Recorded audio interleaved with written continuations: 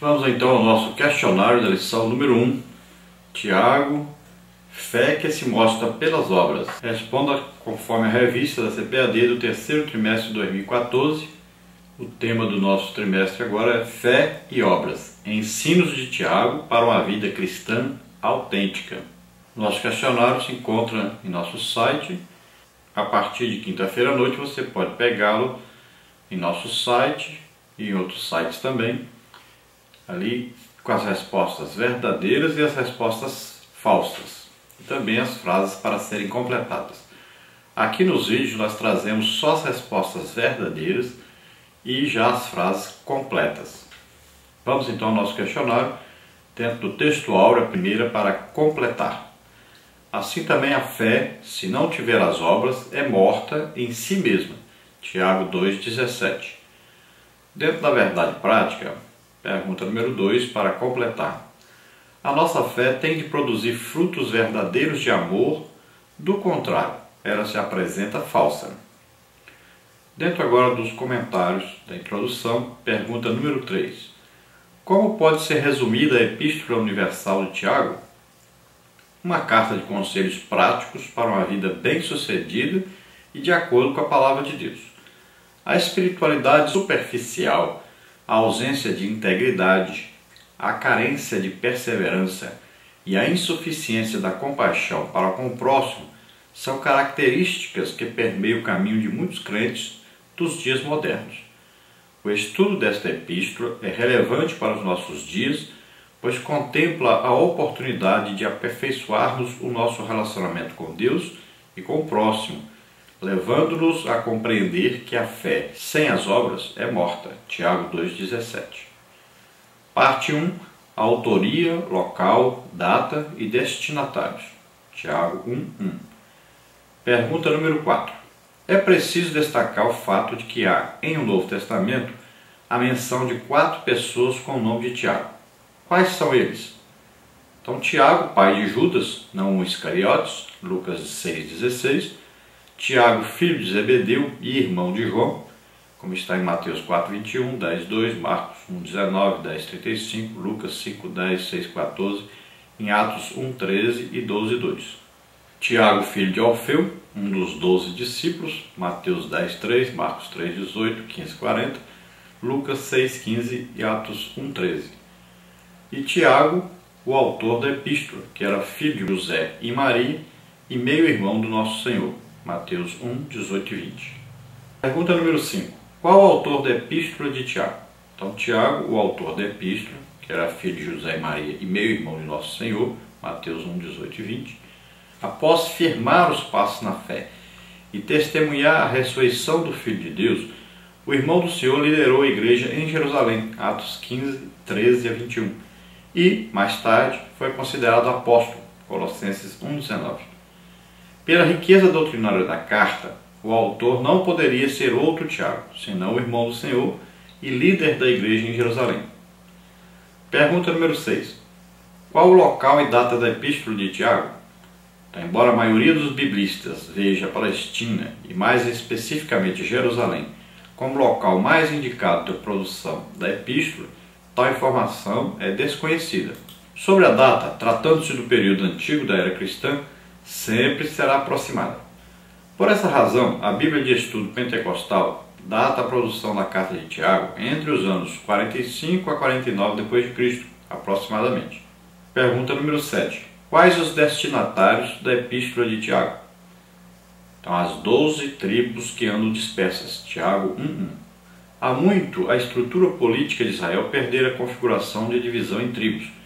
Em o Novo Testamento, a expressão 12 tribos é um recurso linguístico que faz alusão, de forma figurativa, à nação inteira de Israel. Mateus 19:28, Atos 26:7, Apocalipse 21:12. Todavia, ao usar a fórmula 12 tribos, na verdade, Tiago refere-se aos cristãos dispersos na Palestina e variadas igrejas estabelecidas em outras regiões, isto é, todo o povo de Deus espalhado pelo mundo. Parte 2. O propósito da epístola de Tiago. Pergunta número 8. Quais os propósitos principais da epístola de Tiago? Então, orientar, consolar e fortalecer os crentes dispersos. Pergunta número 9. Quais as orientações para os crentes na Epístola de Tiago? Em um tempo marcado pela falsa espiritualidade e egoísmo, as orientações de Tiago são relevantes e pertinentes.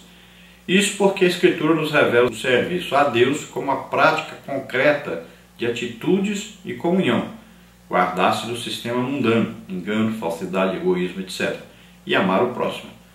Através de orientações práticas, Tiago almeja fortalecer e consolar os cristãos, exortando-os acerca da profundidade da verdadeira, pura e imaculada religião para com Deus.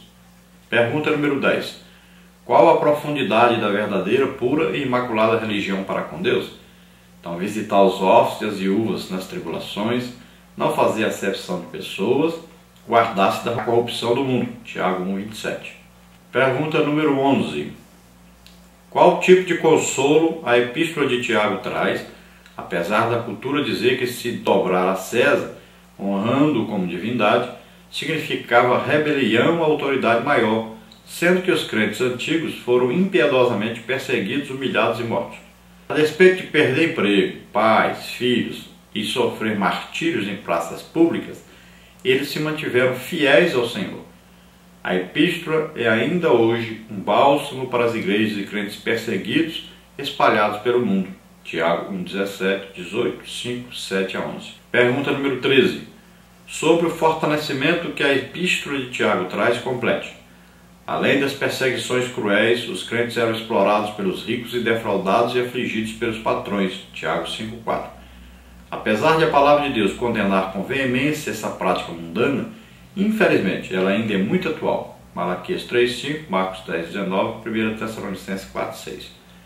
A Epístola de Tiago não foge à tradição profética de condenar tais abusos, pois além de expor o juízo divino contra os exploradores, o meu irmão do Senhor exorta os santos a não desanimarem na fé, pois há um Deus que contempla as más atitudes do injusto e certamente cobrará muito caro por isso. A queda de quem explora o trabalhador não tardará. Tiago 5, de 1 a 3. Parte 3. Atualidade na Epístola. Pergunta número 14. Num tempo de superficialidade espiritual, por que a Igreja do Senhor não pode abandonar os conselhos divinos para desenvolver uma espiritualidade sadia e profunda? Um propósito da Epístola é levar o leitor a um relacionamento mais íntimo com Deus e com o próximo. A carta traz diversas citações do Sermão do Monte, como prova de que o autor está em plena concordância com o ensino de Jesus Cristo.